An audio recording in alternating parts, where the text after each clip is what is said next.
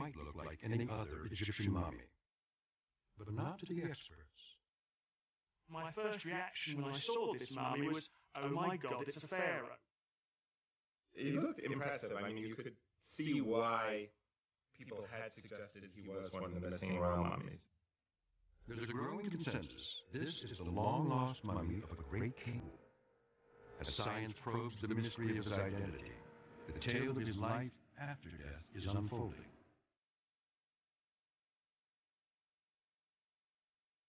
He had arranged to spend eternity in the sanctuary of his tomb. But he traveled far, to strange lands beyond the boundaries of the world he knew. He expected to enjoy an afterlife in the company of the gods. Instead, he was exiled for ages in a cabinet of curiosities, surrounded by monsters. He believed the gods would judge him by weighing his heart. He never could have dreamed every inch of his body would be scanned and digitized to answer one question: who was he? Researchers are closing in on the name of a pharaoh, but the final word is not yet in. I thought that this is really speculation. How a king will appear suddenly like this? How will know that this mummy of a king left Egypt and no one knows anything about it? This man has begun to share his secrets. Will we ever grant him eternal peace? The Mummy Who Would Be King, right now on Nova.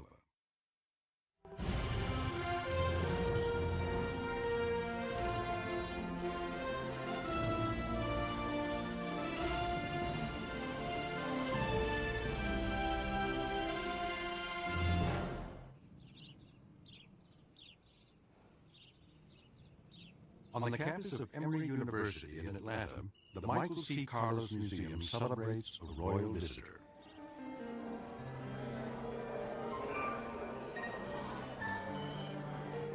It's a gala cocktail party with a twist. The guest of honor has been dead a few thousand years. When the museum acquired this mummy 4 years ago, no one knew who he was. Since then, scholars and scientists have reached a startling conclusion. This is the long-lost mummy of a great pharaoh. The museum discovered it in the most unlikely place on Earth. Niagara Falls has always attracted crowds. Novelty seekers, nature lovers, just plain lovers. The relentless flow of tourists made this an ideal spot for one of Canada's first museums. Founded in 1827, the Niagara Falls Museum was state-of-the-art for its day, designed to educate and entertain in equal measure. It served up a microcosm of all the wonders of the world to a public hungry for distant horizons. It had something for everyone. Visiting scholars praised its vast collections of specimens. Children were enthralled by its assorted freaks of nature.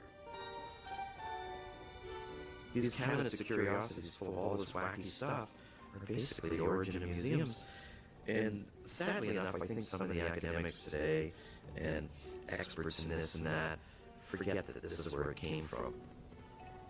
In my view, museums were even more entertaining back then. They really were set up to romance the imagination. In the mid-19th century, little could match the romance of Egypt, and the Niagara Falls Museum decided to purchase some mummies. It was an age when such commodities were readily available. What you had in Egypt in those days was poor people who made their living taking tourists around. So if a European tourist said, I'd really like to take a coffin home, and you knew that the price you'd get for that coffin might feed your family for the rest of the year, I certainly would have gone and got a mummy out of a tomb for them. In truth, the land nearly overflowed with bodies. The The ancient Egyptians had practiced mummification for 3,000 years, compelled by the conviction that the body had to last forever. The Egyptians believed that in order for your spirit to have continued existence, it needed the body as a home base on Earth. And so that was the important part of keeping the tomb closed and keeping the mummy intact in the tomb. Over the centuries, mummification techniques evolved and different styles emerged. But the goal remained the same, to prevent the decay of the body. Sometimes the brain and internal organs were removed. Often the body was dried out with natural salts. Linen wrappings preserved a lifelike silhouette. Resin, the sap from pine and fir trees, sealed the body and killed bacteria. The ancient embalmers did excellent work. Still, it's a wonder any mummies are left at all. Europeans imported them by the boatload in the Middle Ages and beyond, to pulverize into potions to treat everything from headaches to impotence. Later, countless mummies were ruined at fashionable unwrapping parties. The lucky ones ended up in museums where Egyptology was taken seriously. To obtain its mummies, the Niagara Falls Museum enlisted the services of Dr. James Douglas. A physician from Quebec, Douglas was obsessed with Egypt and sailed the Nile most winters. He had bought mummies for himself, which he displayed on his front porch back home. Around 1860, Douglas secured the purchase of several coffins and mummies and arranged shipment to the Niagara Falls Museum. The deal was strictly above board. In the 19th century and into, in fact, 20th century, it was legal to purchase government-approved antiquities from Egypt. So, in fact, this mummy is not an illegal purchase at all and never was. The mummy was headed west, where the ancient Egyptians believed the soul traveled after death. The journey to the next life was described in their sacred funerary text, the Book of the Dead. Westward, westward to the land of the just. I am a spirit body. I am a spirit soul.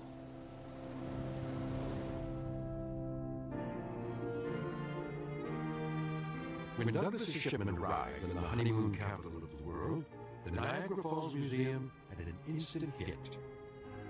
People flocked to see the mummies in their painted coffins, especially the beautifully wrapped General Ossipunk Nefru, even though his name and rank were entirely fabricated. No one thought twice about the unwrapped mummy with crossed arms. The study of mummies is really pretty new. Nobody had unwrapped a royal mummy until the 1890s. And so nobody knew what to expect. Nobody knew how a royal mummy would look different from another kind of mummy. The mummy was seen by thousands of visitors who signed the museum guest book. Abraham Lincoln, Ulysses S. Grant, and P.T. Barnum dropped by. The museum changed locations 5 times. The world went to war twice. For a century, the mummy lay exposed, sharing the limelight with the real crowd pleaser, the museum's whale skeleton. All sorts of people gazed upon the mummy, just not the right people. Few Egyptologists seem to have honeymoons. So we don't wind up in Niagara Falls, and I think it had just not really been noticed by most people for a long time because no one really went there. Egyptologists all have their own little specialities, and unless you're somebody who knows your mummies, you probably wouldn't even think anything odd about it, as well as the unbelievable thing that a pharaoh could be found in effectively a freak show. For a century, the mummy got no respect. And then someone finally gave him a second glance. In 1966, A German engineer on a business trip found himself with time to kill on a Saturday afternoon. Natürlich sind wir dann in We took a walk around Niagara Falls, and we stopped by the Niagara Falls Museum, which claimed to have the best prepared mummies in the world. Inside, Meinhard Hoffmann was drawn to a mummy in tattered wrappings. Its name, Sebnestep, was probably made up. But the wife of Amenhotep IV?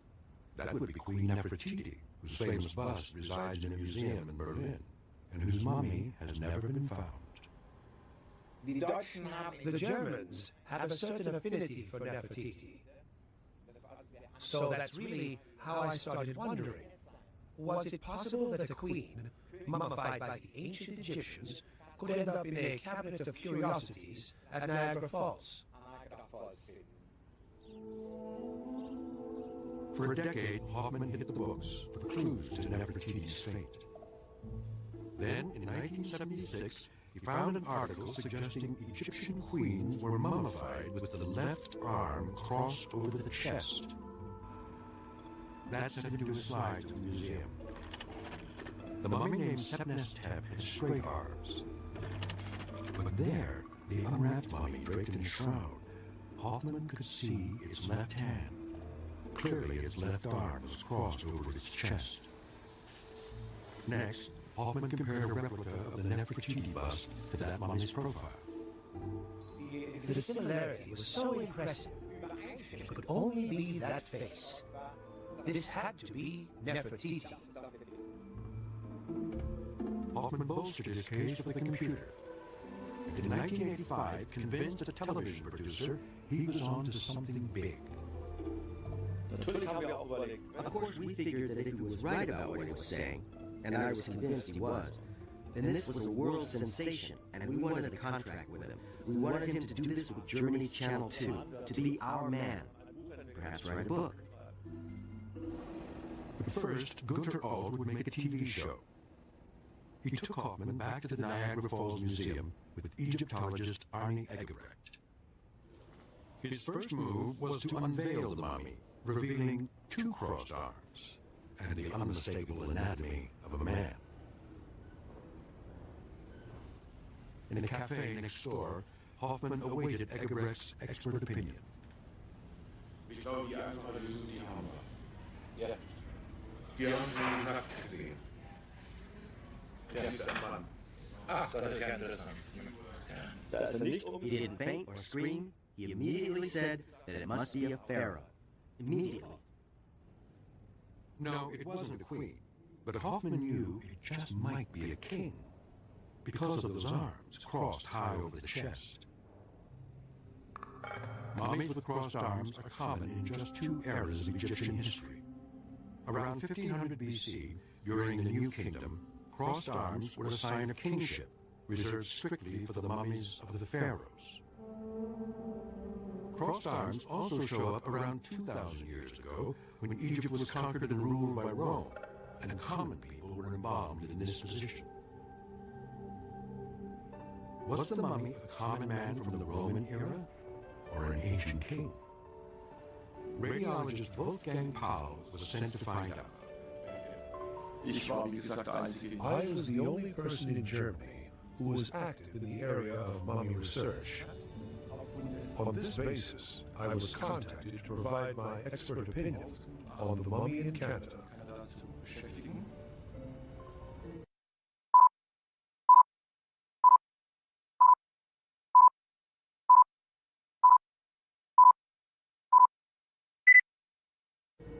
Paul took hundreds of x-rays for clues to the mummy's origins. His conclusion would rest on these masses in the chest. What were they? During the New Kingdom, embalmers removed the internal organs and packed the chest cavity with linen or other materials to preserve its shape.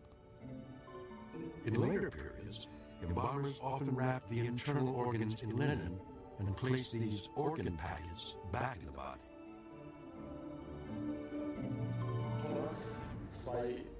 Wolfgang Paul would deliver a clear interpretation of the X-ray to producer Gunter Auld. With absolute certainty, I can say that these are 2 organ packets. We can therefore make the unequivocal statement that the so-called Nefertiti mummy is not a royal mummy, and is not a king's mummy of the New Kingdom. Clearly, if the expert, with all his studies and all his knowledge of 5,000 or so mummies, if he says it is not, then it is not. German television pulled its funding. Paul's report was never published. It had been an outrageous long shot. The idea that Niagara Falls might be home to a pharaoh, much less one from the New Kingdom. Some of Egypt's greatest pharaohs ruled during the New Kingdom. It was a golden age that began around 3,500 years ago and lasted 5 centuries. The arts flourished. Shining monuments arose. Egypt became one of the most powerful nations on earth. The pharaohs of the New Kingdom were the first to carve their tombs into the rock of the Valley of the Kings.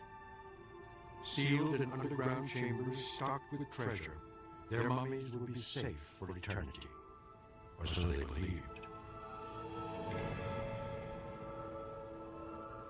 Excavations began in the Valley of the Kings over a century ago. But only one pharaoh was found undisturbed in his tomb. His dazzling grave goods and gold coffin were sent to Cairo, but the mummy of Tutankhamun still rests in his burial chamber.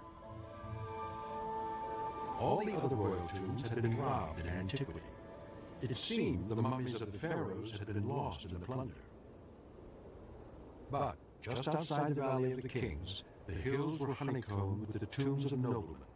And though it was illegal, villagers mined the cliffs for treasure. The members of one local family, the Abd el-Rasuls, seemed to have uncanny luck. Sometime in the mid-1800s, they nearly fell into the biggest find of their lives. They told people they were looking for a missing goat and stumbled upon the tomb by accident, but in fact, I'm sure they were prospecting for tombs to rob. At a place called Der al-Bari, they spotted a steep shaft carved into the rock. So deep they would need ropes to investigate. They had discovered a royal tomb that they would keep secret for years. But eventually, royal grave goods appeared on the antiquities market. By 1881, rumors reached the authorities in Cairo. They sent agents down to investigate, and there was a falling out in the Abd el-Rasul family, and eventually one of them squealed on the others and brought the people from the Cairo Museum to see where the tomb was. And of course, when they went in there, they were shocked beyond belief. The moment was recreated in an Egyptian feature film. The tomb was filled with coffins bearing the names of some of the most important pharaohs of the New Kingdom. Seti I, Ramses II, Thutmose III. Within the coffins were the long-lost mummies of 9 kings. Why were they assembled here, in an unmarked, unadorned tomb?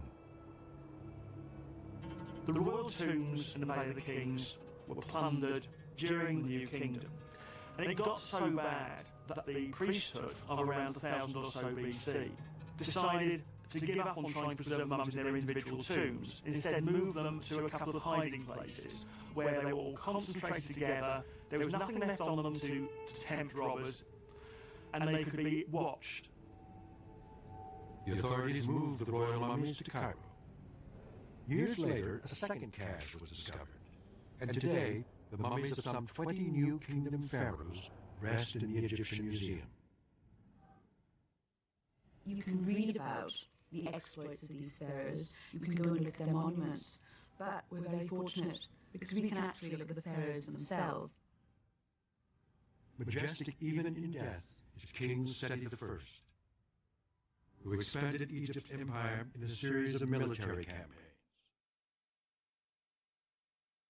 His son, Ramses II, was unrivaled in Egyptian history. He earned the title Ramses the Great for reigning 67 years and building more monuments than any other pharaoh. His son and successor was the pharaoh Mer-en-Ptah.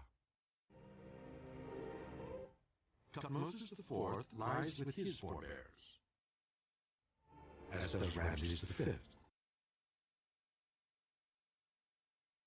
But not all of the royal mummies have been recovered. The New Kingdom saw the rise of 3 dynasties and more than 30 pharaohs. About a dozen have yet to be found. Was there a chance one of the missing kings had made his way to Niagara Falls? The German scientists had ruled it out. But then the mummy caught someone else's eye.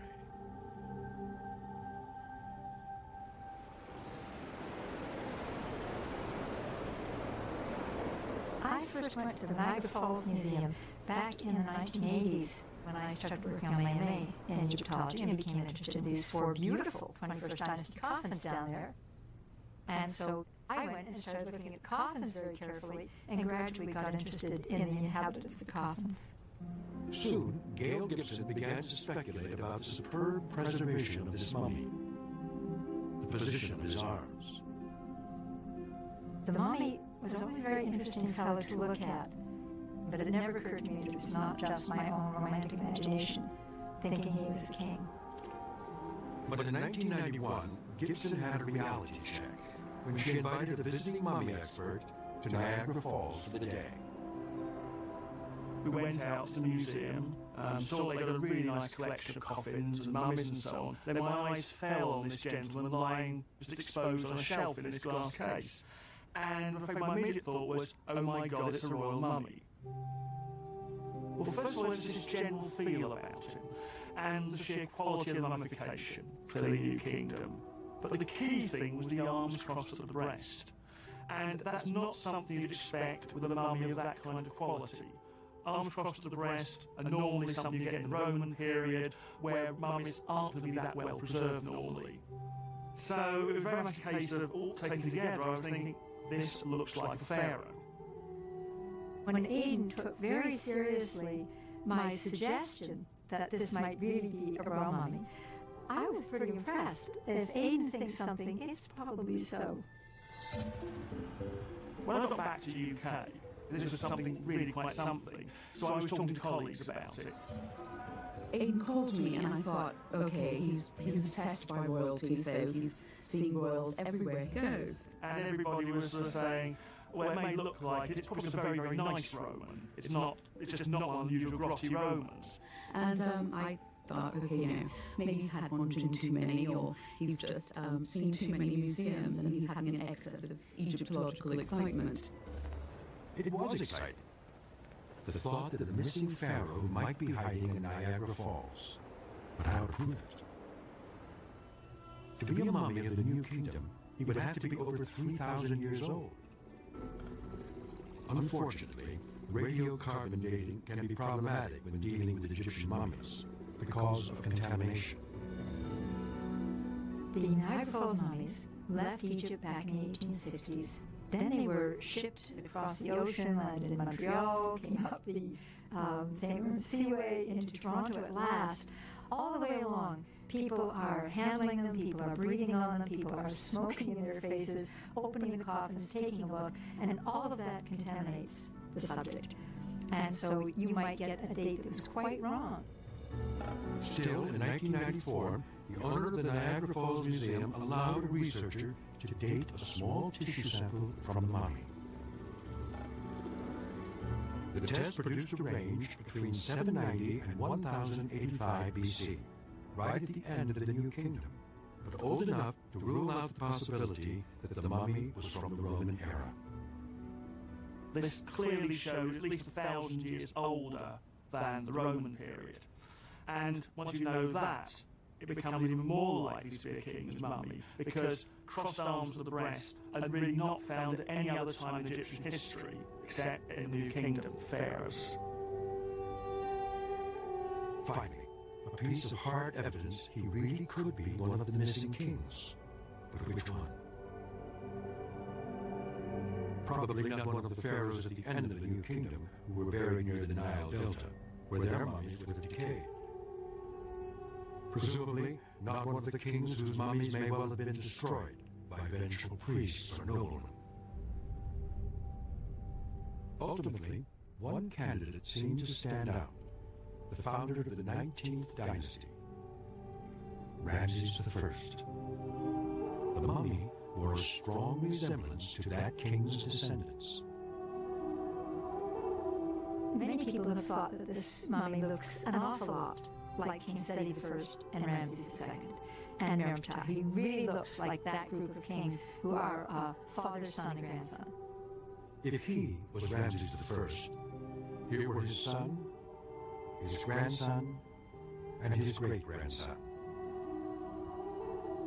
In addition to his striking looks, it was clear this was the mummy of a mature man, not a boy king.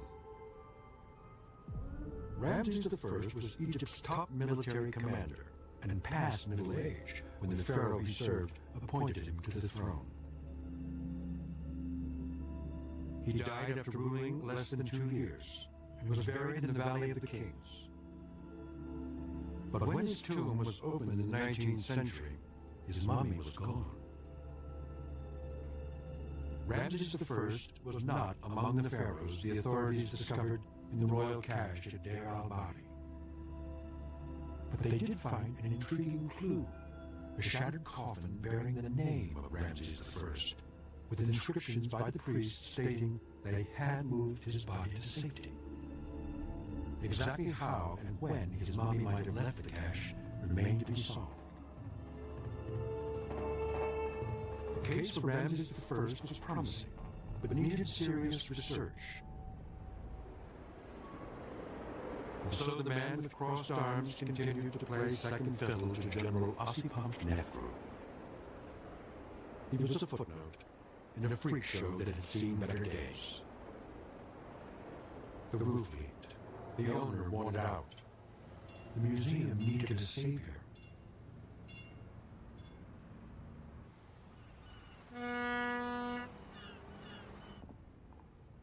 Ethnographic art collector Bill Jameson lives in his own cabinet of curiosities. A connoisseur of shrunken heads and other oddities, Jameson was a longtime fan of the Niagara Falls Museum.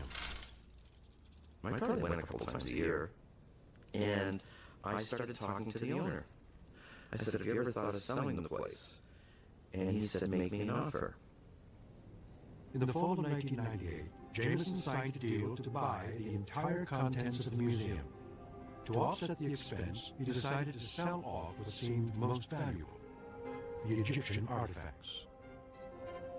He consulted Gail Gibson, who explained that the coffins, though battered, were of exceptional quality. The mummies were probably average folks from late in Egyptian history, except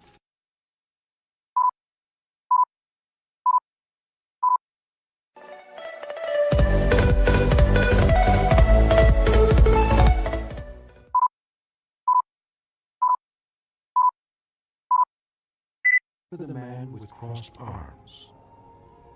She said he did have the look of a king, if I recall, or he looked like somebody in some kind of royal capacity. But I never really took notice of it, you know. Jameson put the entire collection on the world market. All these letters went out telling people we had this collection for sale for $2 million US. Where I came up with the price, I don't know. It just kind of seemed I liked that figure. Word drifted south. At Emory University, the Michael C. Carlos Museum had a new curator of Egyptian art. Peter Lacovera hoped to expand the museum's holdings. He was surprised to hear a trove of artifacts was on sale in Niagara Falls. I think most people knew that there was sort of a collection up there, but it had never been published or in any way made available to the scholarly community. On the advice of a Canadian colleague, Lacovera traveled north. I was very impressed with the number and quality of the coffins. The fact that they weren't too far gone, not yet. Hey, got it? The Carlos Museum snatched up the Egyptian collection, with funds raised in just 2 months. A team mobilized to Niagara Falls to prep the precious coffins for shipping. The mummies were of less interest, but Lacavera was intrigued by the one that had spawned all those rumors. It was sort of sitting on a shelf next to another even more gruesome-looking mummy. Sort of very ignominious kind of display. So he looked kind of sad, but he looked impressive. I mean, you could see why people had suggested he was one of the missing royal mummies. He too needed a touch-up before the trip. No longer a creepy curiosity, now a valued archaeological artifact, the mummy was en route to his final judgment, just as foretold in the Book of the Dead. Fleeter than greyhounds, quicker than a shadow. I have traveled the earth. I come to you without a witness against me.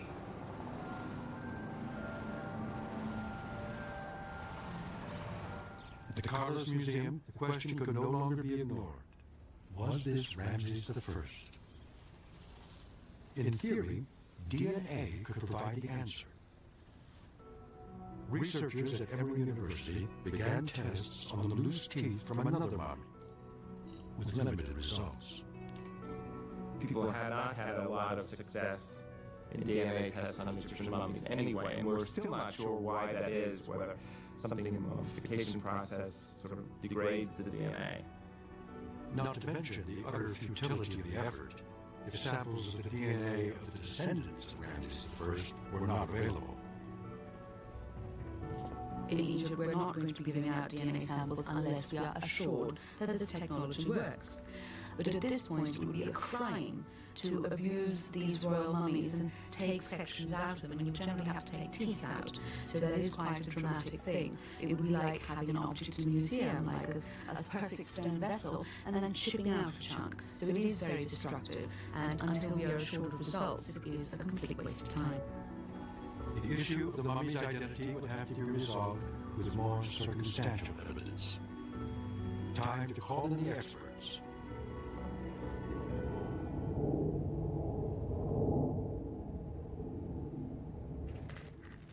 After years of hearsay, Salima Ikram would finally see for herself.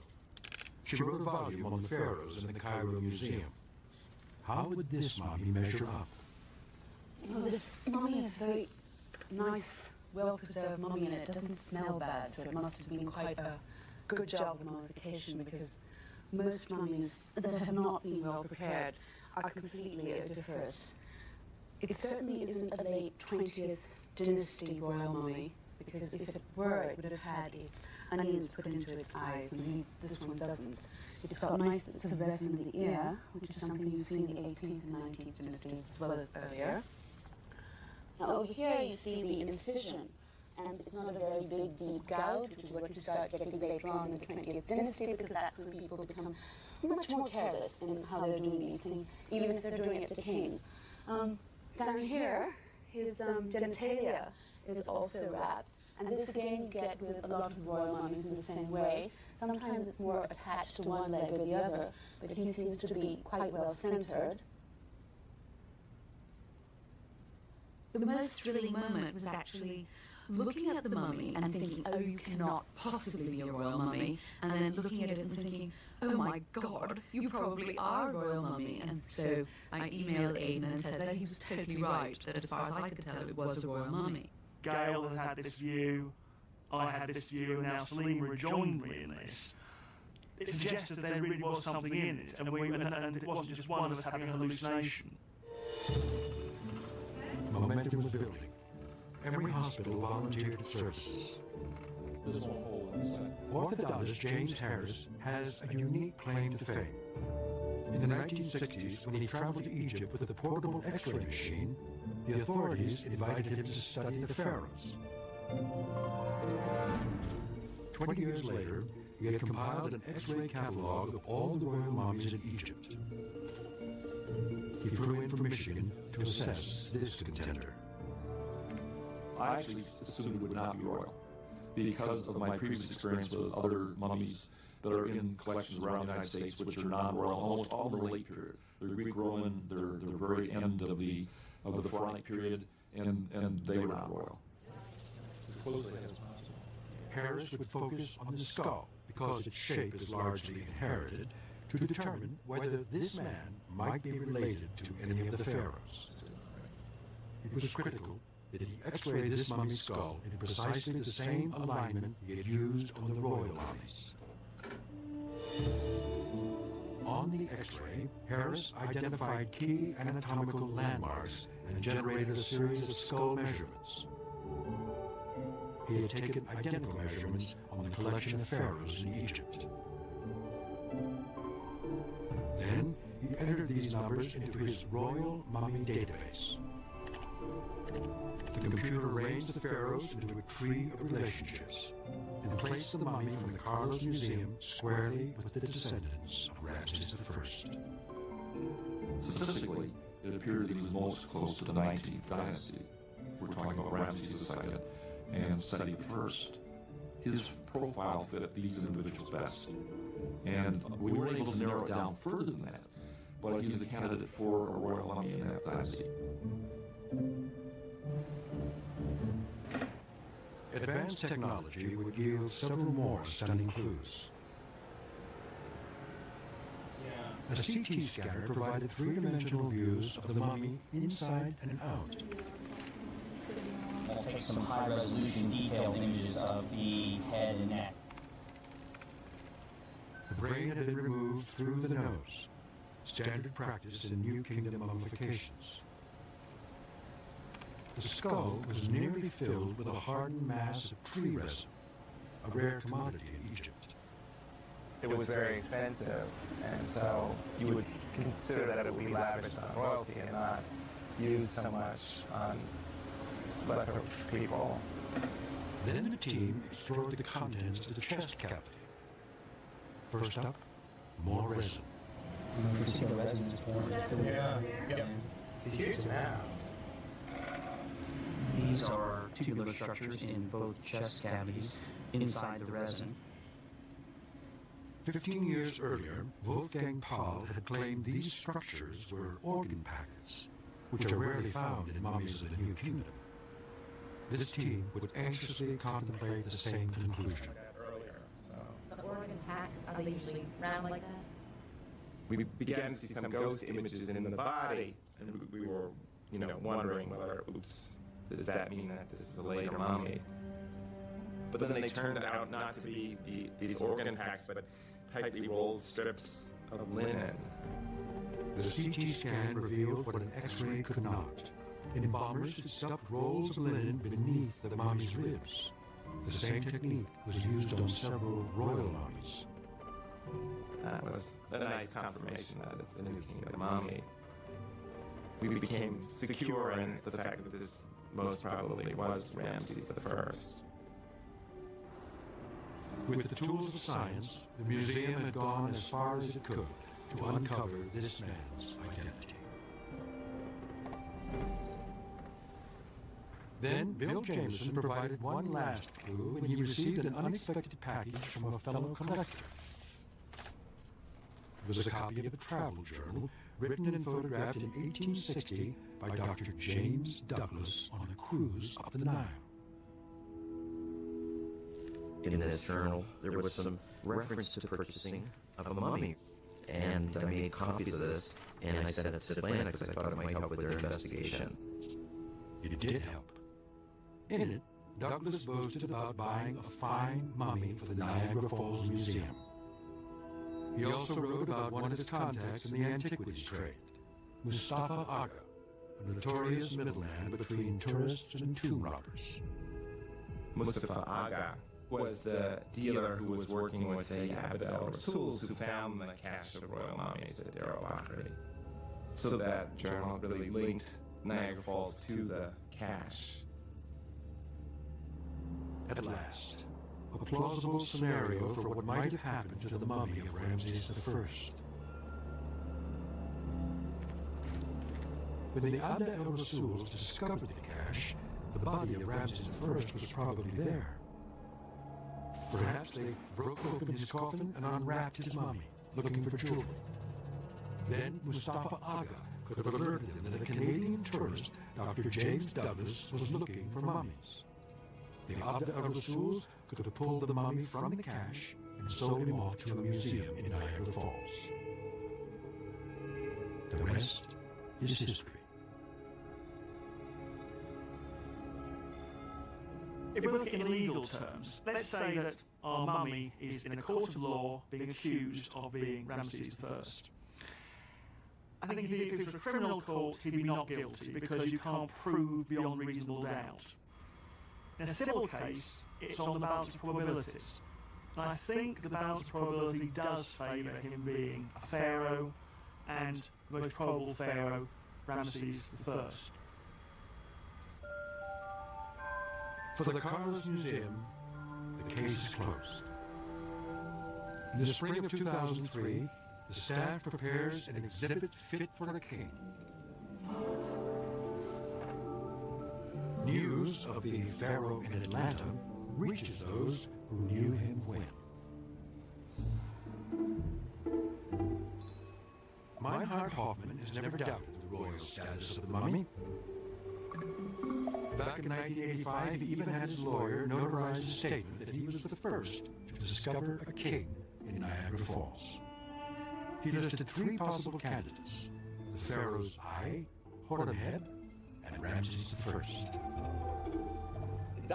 Here's the real reason I did that. Because if all of a sudden you come out and say, "Oh, I knew all that 20 years ago," people can doubt you. People will doubt you and say you're nothing but an opportunist. As for Wolfgang Paul, who dismissed the mummy in 1985, his views have been tempered by the carbon-14 date, CT scans, and other new findings. Based on these facts, today I would no longer say so definitively that this is not a royal mummy. For me, the mummy remains an interesting object of study that is far from having yielded its final secrets. And what of the mummy's homeland?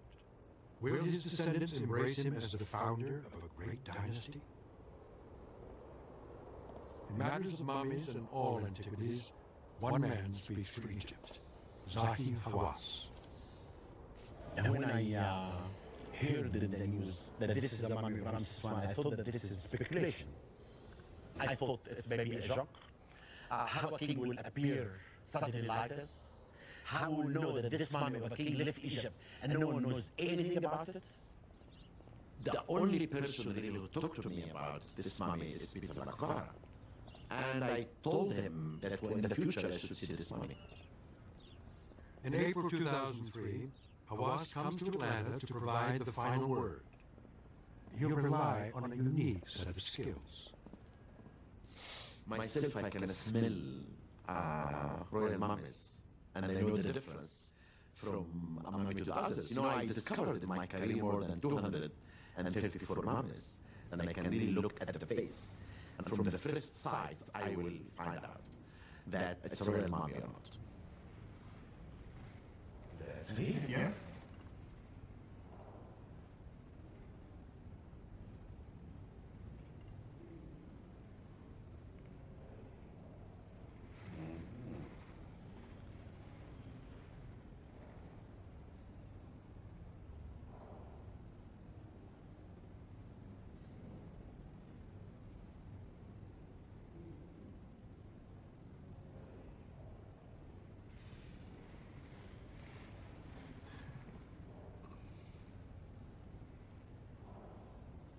He looks like a king. Hmm? Yeah, he looks like such sure. doesn't he? Looks like a city. He does. Yeah. Yeah, the style of the new kingdom is perfect. I can confirm that this is a mummy of the pharaoh, but I'm not sure if I can say that this is a mummy of Ramses I or not. But since Ramses I mummy is missing from the cachette of Deir al-Bahri, then maybe we can say that this is a mummy of Ramses I. The Carlos Museum honors its king with a gathering of Egyptologists and old friends. It gives one sense of a great personal connection when you can look on the face of Ramses I and find the missing link between all of these royal mummies of the 19th dynasty. Well, there's an old saying, to speak the name of the dead is to make them live again.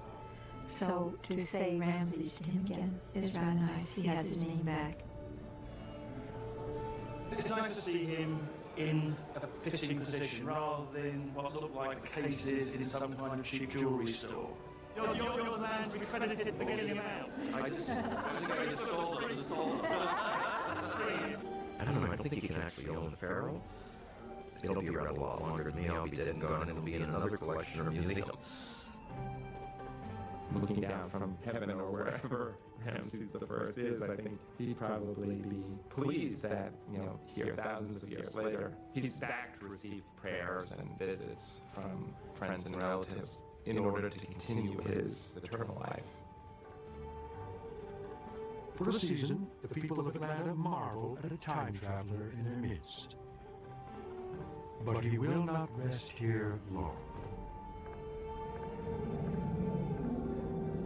In October 2003, the mummy comes closer to heaven than ever imagined in the Book of the Dead. I have risen up out of the chamber. I fly. I alight like a hawk. The gods have heard my name.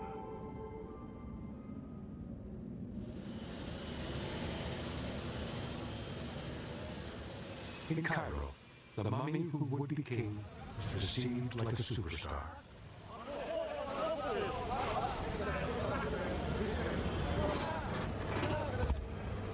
We invite everyone to come tomorrow to the press conference to see the face of the king for the first time when he smelled the air of Cairo.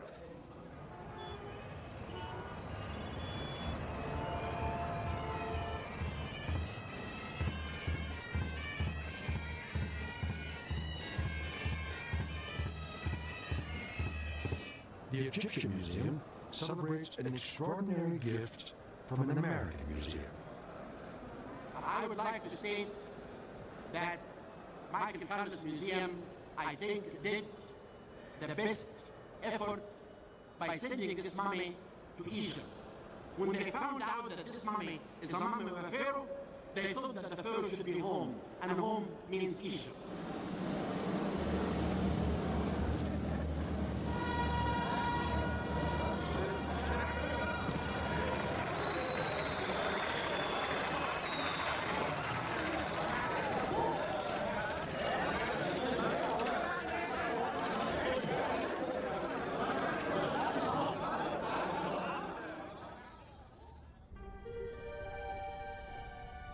In life, he may have ruled the land, but in death, he lays claim to our imagination. His journey goes on. I am strong. I have awakened.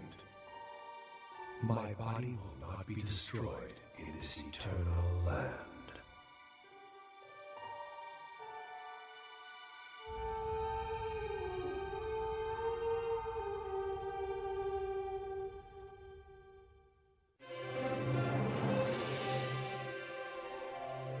How is the mummy who would be king preserved for all eternity? On Nova's website, examine the ritual. Find it on pbs.org.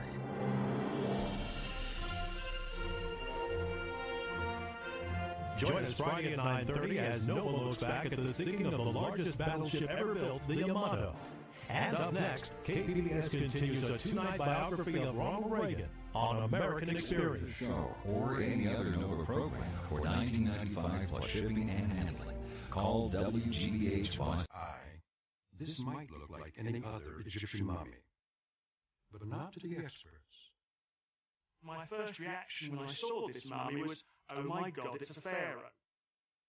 He looked impressive. I mean, you could see why people had suggested he was one of the missing royal mummies. There's a growing consensus. This is the long-lost mummy of a great king. As science probes the mystery of his identity, the tale of his life after death is unfolding.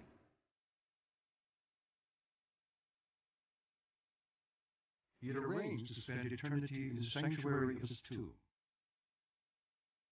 But he traveled far, to strange lands beyond the boundaries of the world he knew. He expected to enjoy an afterlife in the company of the gods.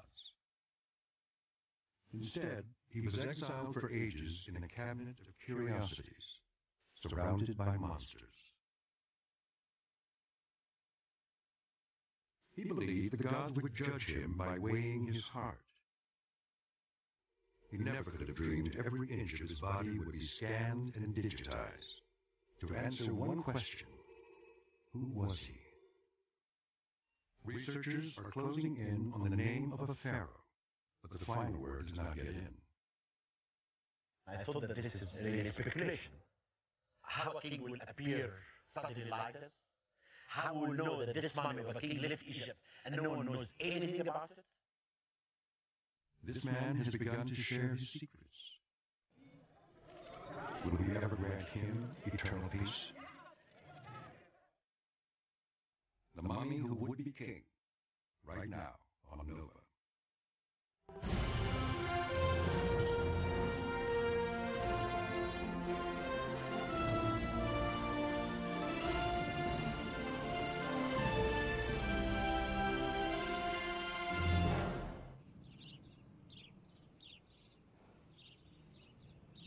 On the campus of Emory University in Atlanta, the Michael C. Carlos Museum celebrates a royal visitor.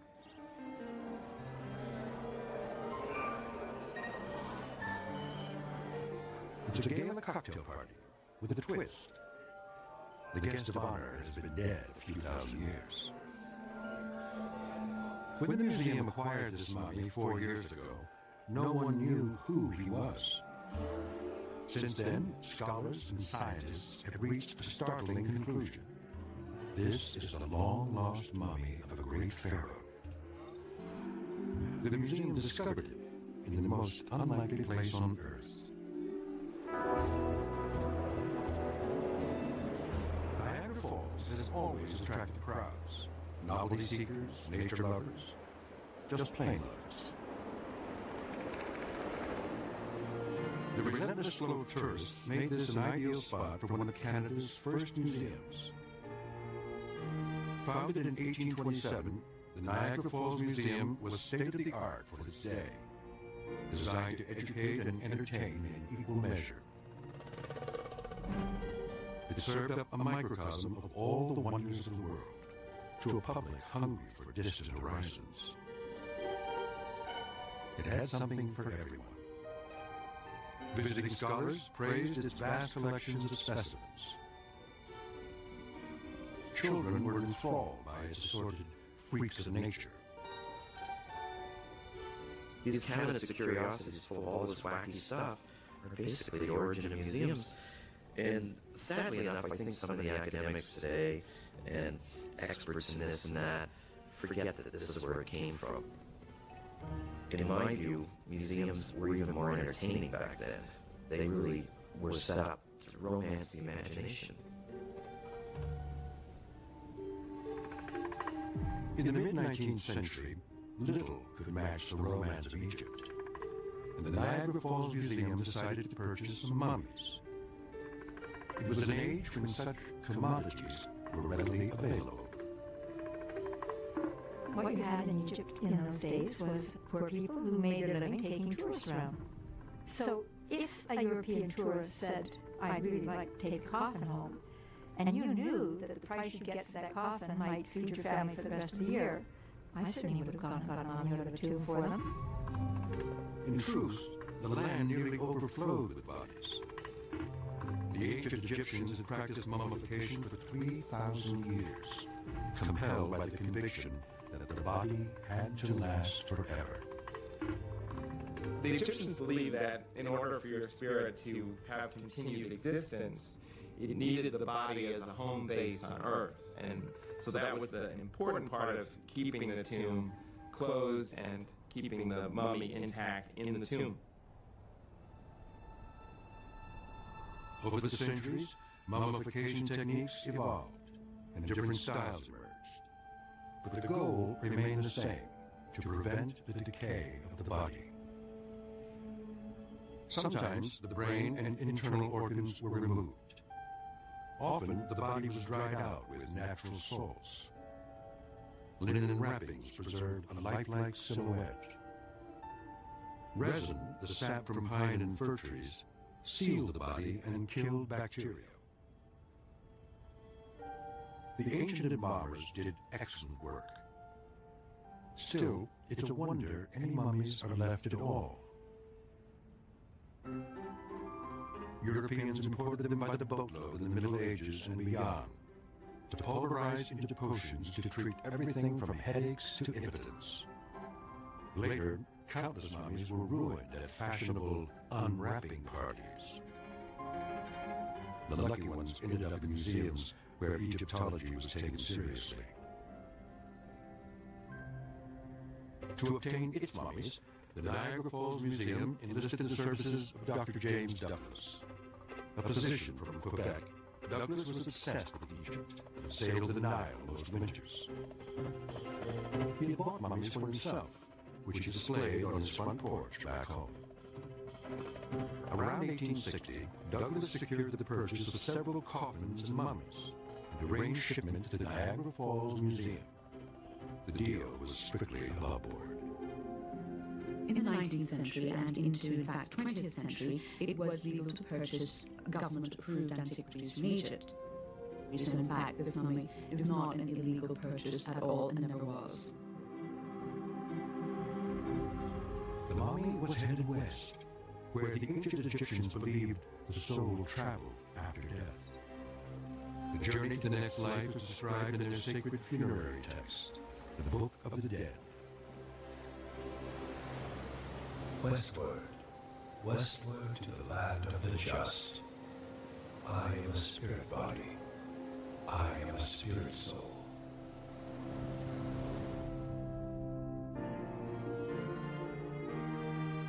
When Douglas's shipment arrived in the honeymoon capital of the world, the Niagara Falls Museum had an instant hit. People flocked to see the mummies in their painted coffins, especially the beautifully wrapped General Ossipump Nefru, even though his name and rank were entirely fabricated.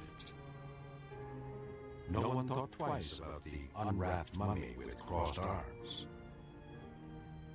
The study of mummies is really pretty new. Nobody had unwrapped a royal mummy until the 1890s.